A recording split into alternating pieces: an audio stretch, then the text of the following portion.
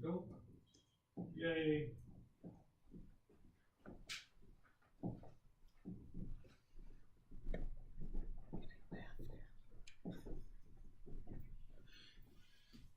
Okay.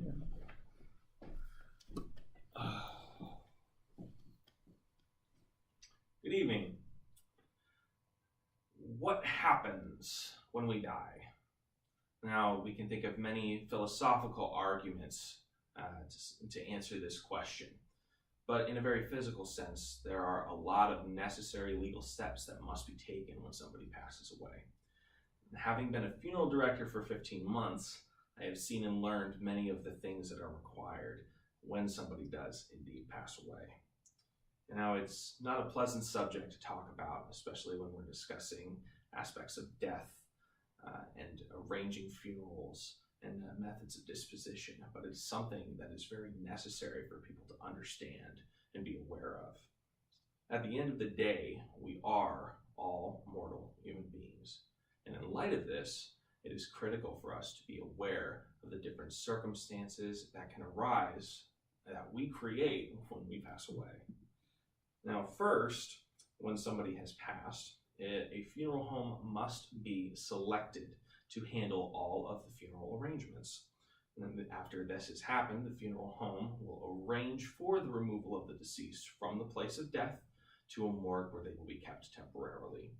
The staff will then set a meeting with the family to discuss all of the final arrangements, from the method of disposition all the way through to the funeral ceremony and burial.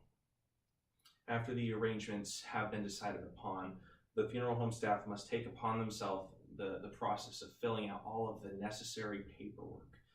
And Washington state funeral law requires that a certified death certificate and a burial transit permit be filed for every single person who passes away in the state of Washington, with one exception, and that would be unborn babies who pass away within 20 weeks of conception.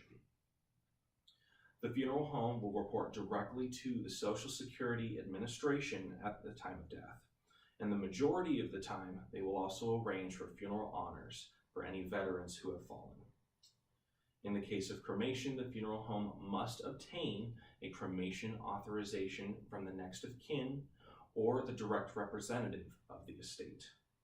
In King County, Washington specifically, the medical examiner is required to review every single death that occurs to certify that the cause of death is accurate before any burial or cremation is taking place. Once all of the legal paperwork has been filed, the funeral home must prepare for the funeral services themselves. They will dress, casket, and cosmetize the deceased for any viewings that the family may wish to have, even going so far as to reconstruct portions of people's faces to make them presentable.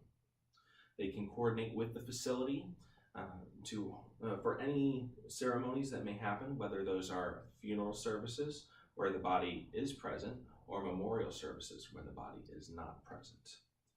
Finally, they must coordinate the time of the final disposition with the cemetery, whether that is interment or entombment or burial, even going so far as to handle that themselves. As a former director myself, I can appreciate all of the work that it takes for a funeral staff in doing the bulk of the work and caring for these families in the most loving way possible. It is not something that can only be done in a timely fashion, but it must be done with great compassion. Acts 8 gives us a glimpse into the reverence of the act of caring for somebody who has passed away. It says that godly men cared for Stephen's body and they mourned for him deeply. This is something that is very reverent. You can't just put this to the side as a menial task. This is something that is of great importance. It is somebody who has lived in past, and regardless of the things that they have done in their life, regardless of whether they believe in God or not, and regardless of how you feel about the situation, it is still something that must be taken very seriously.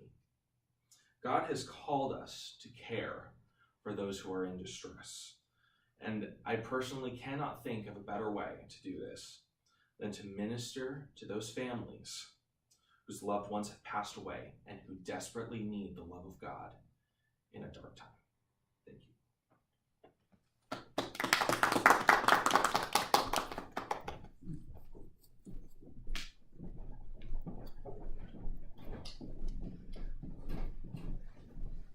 Full circle.